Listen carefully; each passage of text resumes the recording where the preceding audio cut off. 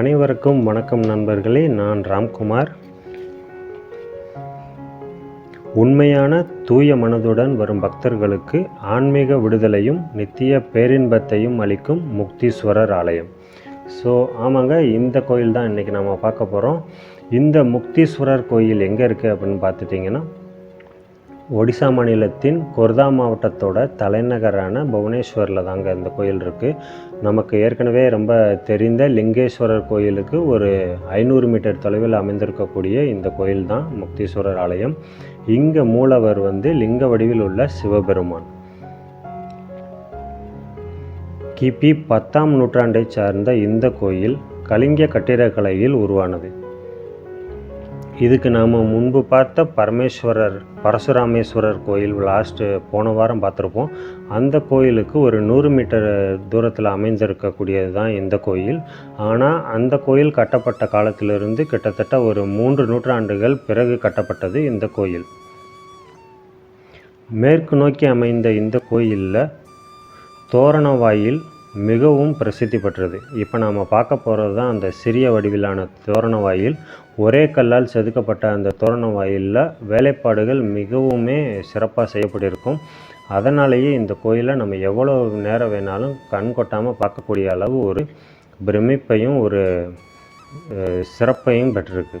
அதுக்கு முன்னால் இப்போ நம்ம பார்க்கக்கூடியது தான் நுழைவு மண்டபங்கள். கோயிலுக்கு உள்ளே போகிறதுக்கு முன்னால் இருக்கக்கூடிய நுழைவு மண்டபம் 2 பக்கமுமே 3 சிறிய சிறிய கோபுர வடிவத்தில் செதுக்கப்பட்டிருக்கும். அதுக்குள்ளே இப்போ நாம் போய் பார்க்கலாம் எவ்வளவு அருமையான ஒரு வேலைப்பாடுகள் உள்ள செய்யப்பட்டிருக்குன்றத.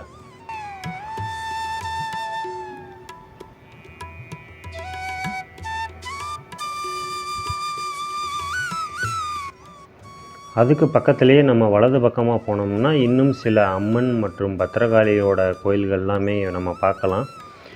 இந்த முக்தீஸ்வரருக்கு அர்த்தம் என்னன்னு பார்த்துட்டிங்கன்னா, விடுதலைக்கான அல்லது மோட்சத்திற்கான கடவுள்.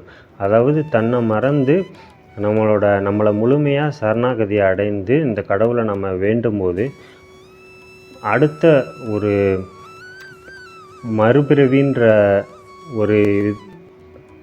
ஒரு பகுதியிலிருந்து நம்மளை விடுதலை செஞ்சு மோட்சம் அளிக்கக்கூடிய வல்லமை படைத்த இந்த கடவுள் அப்படின்னு நம்பப்படுது. இந்த கோயிலை கட்டினது யாருன்னு பார்த்துட்டிங்கன்னா, சோமவம்ச அரச பரம்பரையில் வந்த ராஜா யயாதி 1 அப்படின்ற மன்னரால் கட்டப்பட்டது. இந்த கட்டடம் கட்டப்பட்ட காலம் கிபி 970 ஆரம்பிக்கப்பட்டதாக சொல்லுது.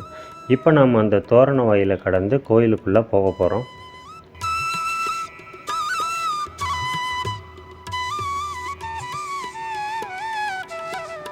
இப்போ நம்ம பார்க்குறது தான் இங்கே இருக்கக்கூடிய முக்தீஸ்வரர். இதுக்கடுத்து நாம் அந்த கோயிலை வலம் வரலாம். கருவறையை சுற்றி உள்ள இந்த சுற்றுச்சுவரை சித்தாரண்யம் அப்படின்னு அழைக்கிறாங்க. இந்த கோயில் கோபுரத்தில் கிட்டத்தட்ட 30க்கும் மேற்பட்ட சிற்பங்கள் மிகவும் சிறப்பாக செதுக்கப்பட்டிருக்கு.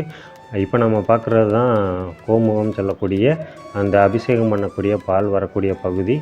அதை சுற்றி நாம் இப்போ பார்க்கலாம். இந்த கோபுரத்தில் சிங்கங்கள், யாழி, அப்புறம் நடராசரின் பல்வேறு வகையான நாட்டிய சிற்பங்களுமே இங்கே மிக அருமையாக செதுக்கப்பட்டிருக்கு. இந்த கோயில் கட்டப்பட்டது சிவப்பு நிற மணற்கற்களால் கட்டப்பட்டதாக கருதப்படுது. இந்த கற்களை அங்கே உள்ளூர்வாசிகள் எப்படி அழைக்கிறாங்கன்னா ராஜரண்யா அப்படின்னு சொல்லி அழைக்கிறாங்க. இந்த கோயிலோட நுழைவாயிலில் பார்த்துட்டிங்கன்னா துலா பாலகர்களுடைய சிற்பங்கள் இருக்குது. அதற்கு மேலே கஜலட்சுமி மற்றும் சூரியன் முதல் கேது வரையிலான நவ கிரகங்களுமே தாமரை மலர் மீது அமர்ந்திருக்கிற மாதிரியான கோலத்தில் இருக்காங்க. நான் முன்ன சொன்ன மாதிரி இந்த கோயிலுக்கு இடது பக்கமாக போனோம்னா இன்னொரு சிறப்பம்சம் என்னன்னு பார்த்துட்டிங்கன்னா, இப்போ நம்ம பார்க்கக்கூடிய இந்த சிறிய வடிவிலான குளம் மிகவும் நேர்த்தியாக கட்டப்பட்ட இந்த குளத்தில் பெருமை என்னன்னு பார்த்துட்டிங்கன்னா, இந்த கோயிலோட நிழல் ரிஃப்ளெக்ஷன்னு சொல்லக்கூடிய அந்த பகுதி மிகவும் அருமையாக இருக்கும். ஒவ்வொரு நேரத்தில் நம்ம பார்க்கும்போதும் அதோட கலரும் சரி, அந்த கோயிலோட தெரியக்கூடிய அந்த ரிஃப்ளெக்ஷன் மிகவும் அருமையாக இருக்கும். ஒரு சிமெட்ரின்னு சொல்லுவோம். அந்த அளவுக்கு ஒரு பகுதி நேர்த்தியாக நமக்கு அந்த நிழல் அந்த தண்ணியில் விழுகிறத பார்க்குறது அவ்வளோ அருமை. அது மட்டும் இல்லாமல் அந்த குளம் முழுக்க முழுக்க மீன்களால் நிரம்பி இருக்குது. அதில் சில வெள்ளை மீன்களும் இருக்கிறதா சொல்லப்படுது.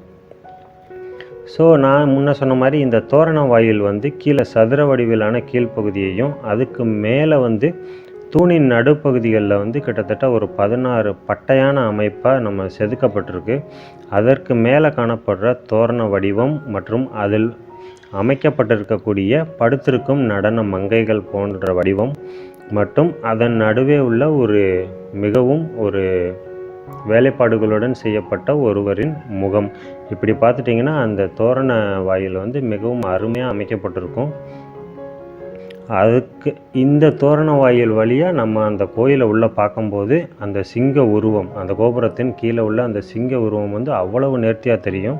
ஸோ அதுக்கு அப்புறமா பார்த்துட்டோம்னா நம்ம கோயிலுக்கு வலது பக்கமாக இன்னொரு சிவாலயமுமே இருக்குது.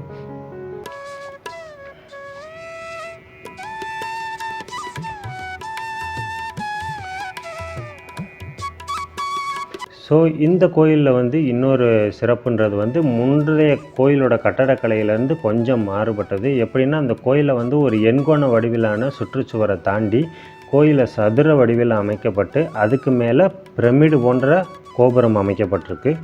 இதை வந்து அங்கே லோக்கலாக எப்படி சொல்கிறாங்கன்னா பிதா டியூலா அப்படின்னு சொல்கிறாங்க. இது ஒரு கட்டிடக்கலை. இது மற்ற கட்டிடக்கலையிலேருந்து, அதாவது லிங்கராஜ் மற்றும் பூரி ஜெகநாதர் கோயிலேருந்து கொஞ்சம் மாறுபட்டதாக இருக்கும். இங்கே கொண்டாடப்படுற திருவிழாக்கள்ன்றது வந்து முக்தீஸ்வரர் ஆடல் திருவிழா. இது ஒவ்வொரு வருடமும் ஜனவரி மாதம் கொண்டாடப்படுது. இந்த கோயில் திறந்திருக்கக்கூடிய நேரம்னா 6:30 இரவு 7:30 மணி வரை. இங்கே உள்ள அந்த மரீச்சி குண்டா அப்படின்னு சொல்லக்கூடிய கிணற்றில் வந்து நீராடினா பெண்களின் மலட்டுத்தன்மை வந்து குணமாகும் அப்படின்ற ஒரு முழுமையான நம்பிக்கையுமே இங்கே இருக்குது மக்களுக்கு. இது மாதிரி நான் சொன்ன மாதிரி பல்வேறு சிறப்புகளையும் ஆன்மீகம், சுற்றுலா, அப்படி எல்லா விதமான பெருமைகளையும் தன்னுள் அடக்கியுள்ள இந்த முக்தீஸ்வரர் கோயிலுக்கு கண்டிப்பாக நீங்கள் குடும்பத்தோடு ஒரு தடவை வந்து விசிட் பண்ணணும். இது மாதிரி இன்னொரு சிறப்பான வீடியோவோட மறுபடியும் வர்றேன். அதுவரையும் உங்களிடம் விடைபெறுவது ராம்குமார். நன்றி, வணக்கம் மக்களே.